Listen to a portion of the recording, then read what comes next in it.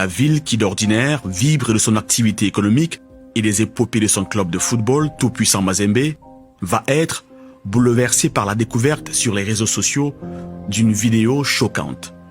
Un soir d'octobre 2024. Chez moi, tu viens me chercher chez moi. Hein? Attends, tu es dit chez moi. Hein?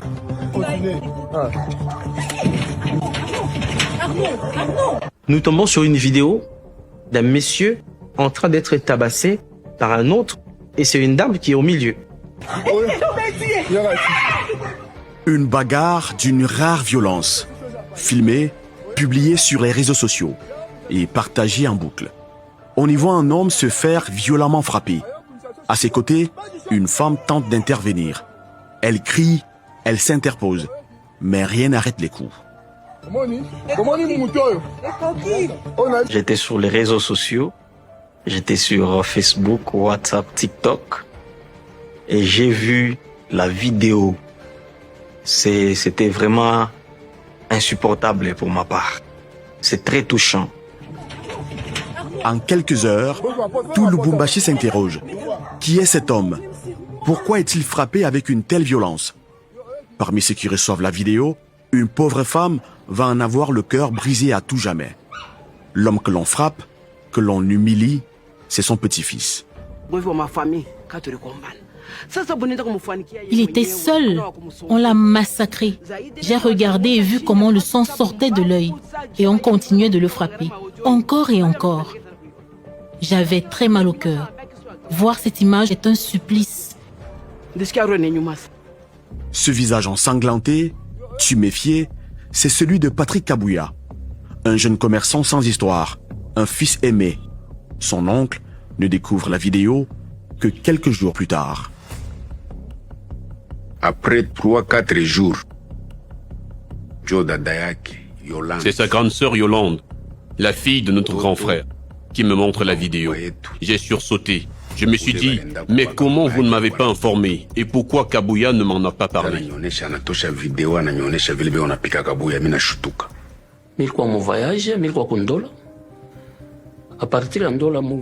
Je suis en voyage, je consulte mon téléphone.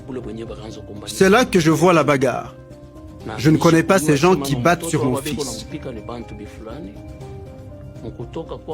Arrivé à Lubumbashi, je me rends au sein de la famille et c'est là que la famille me met au courant de tout ce qui s'est passé.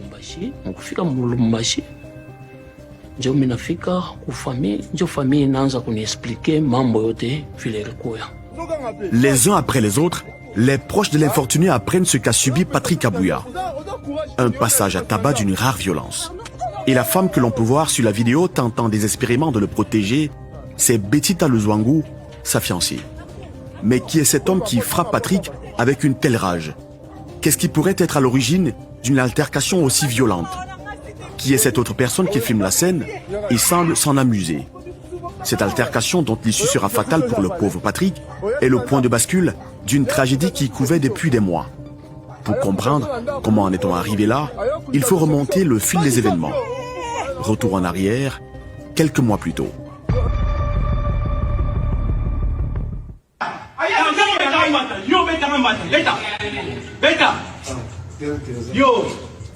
Dans cette autre vidéo amateur tournée le 6 juin 2024, un peu avant midi, l'on peut reconnaître Patrick Kabouya, ici vêtu d'un blouson, s'adressant à un homme que nous reconnaissons. C'est le même qu'on voit frapper Patrick sur la vidéo virale. Un coach sportif du nom d'Arnaud Lukuza. On distingue aussi une voix de femme, celle de Betita Luzwangu, la fiancée de Patrick. Au cœur de la querelle, une suspicion d'infidélité. Les faits se déroulent dans cet immeuble où travaillent les deux hommes. Bon, Patrick était à une close. C'est là où il avait installé le magasin. Le coach était aussi à une close avec leur salle de massage, de sport, tout ça. Alors Patrick est en relation avec une fille, Betita, sa copine à vrai dire.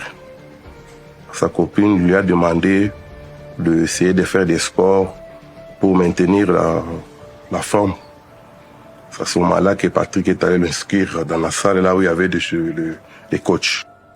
C'est là où sa copine a pris des contacts avec le coach parce que le coach lui aidait par rapport aux séances de sport et autres. Alors, c'est là où l'histoire a commencé. Sa copine a commencé à fréquenter le coach. La première fois, Patrick est allé voir le coach pour lui dire que non, votre relation avec ma copine, je n'aime pas encore ça. Sinon, je vais annuler le contrat. Elle ne va pas encore commencer à fréquenter votre salle. Alors, le coach n'a pas voulu mettre fin à cette relation-là avec sa copine.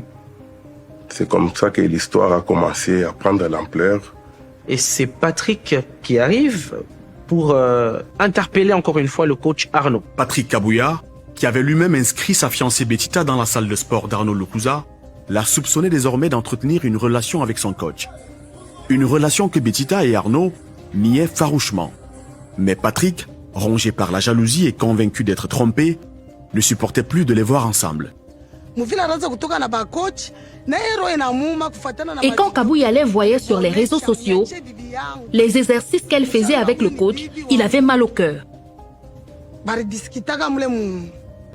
Selon des témoins présents ce jour-là, Betita, excédée d'être accusée à tort, aurait fini par prendre une décision radicale. Mettre un terme à la relation.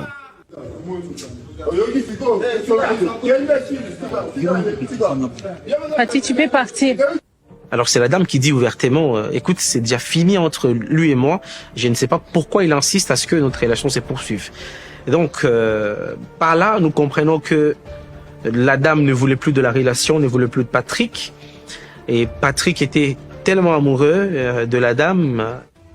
Patrick aurait fini par reconquérir le cœur de son amoureuse, mais sans jamais tirer un trait sur cette suspicion d'infidélité qui continuait de le hanter. Alors, qu'est-ce qui a bien pu provoquer une nouvelle altercation 4 mois plus tard?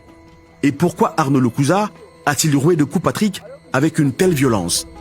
Cette fois-là, nous sommes à 22 heures.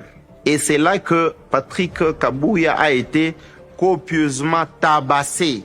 Le vendredi 18 octobre 2024, le lendemain de l'agression, Patrick, bien que très affaibli, se rend, accompagné de Betita, à l'office de la police du département de renseignements généraux du Haut-Katanga pour déposer une plainte contre ses agresseurs. Cette plainte, la voici. On y découvre ce qui s'est passé le soir du 17 octobre 2024, les heures qui ont précédé le drame. Je viens me plaindre contre Sieur Flex et Arnaud, tous coachs à Hypnose de Lubumbashi, qui, en date du 17 octobre 2024, vers 22h, m'avaient administré des coups partout au corps, jusqu'à me faire gonfler les yeux, causer une blessure à mon œil droit, un coup qui avait fait gonfler mes testicules. Tout ceci parce que je suivais ma fiancée qui avait transporté Sieur Arnaud dans son véhicule, dont j'ignorais la provenance, pour une destination au quartier Lido, chez ce dernier en compagnie de Sieur Flex. Tout ceci simplement parce que je lui avais posé la question de savoir pourquoi il se promène avec ma fiancée jusqu'aux heures tardives. Durant son audition, Patrick, très mal en point, fait un malaise et s'écroule. Betita prend alors conscience de la gravité de son état et de l'urgence d'une prise en charge. Il faut agir. C'est le début d'une véritable course contre la montre à travers les hôpitaux de Lubumbashi. Elle s'est rendue compte de la gravité de l'inconscience de notre client. Et c'est comme ça que celle-ci va cette fois-là transporter notre client, le regretté Patrick Kabouya, à bord de sa voiture pour l'amener au premier centre de soins où les infirmiers se sont rendus compte, où le médecin s'est rendu compte de l'état du regretté Kabouya et ils n'ont pas su le recevoir. Ils les ont repoussés. L'état de Patrick est critique et le temps presse. Betita affolée perd peu à peu ses moyens et sombre chaque minute un peu plus dans une panique incontrôlable. Ils sont cette fois-là allés à l'hôpital de référence Sendoué. Lorsqu'ils arrivent à Sendoué, on va un peu intervenir. Sendoué à son tour va lui dire non, je ne suis pas à mesure, allez chercher les spécialistes. Madame Betita va encore rentrer avec Kabouya à son domicile. Betita est contrainte de ramener Patrick à son domicile. Aucun hôpital ne veut les recevoir. Et pourtant, il le faut. Son état se dégrade. Il n'y a plus une minute à perdre. Même une fois rentrée, Betita continue à chercher, à appeler, à supplier. Et finit par trouver un établissement médical enfin prêt à accueillir Patrick. Mais pour une raison inconnue, sans prévenir sa famille qui ne le verra que plusieurs jours plus tard.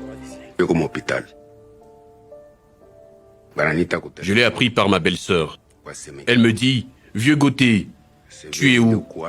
Viens vite, parce que Kabuya ne se sent pas bien. Vous êtes où? Lui ai-je demandé. Elle a dit, nous sommes à Flora. J'ai pris la moto jusqu'à Flora. Arrivé à l'hôpital, j'ai trouvé Kabuya. J'ai vu que ses yeux étaient rouges, gonflés. Il avait vraiment reçu de gros chocs. Quand je l'ai vu, j'ai sursauté. J'ai dit, mais c'est quoi?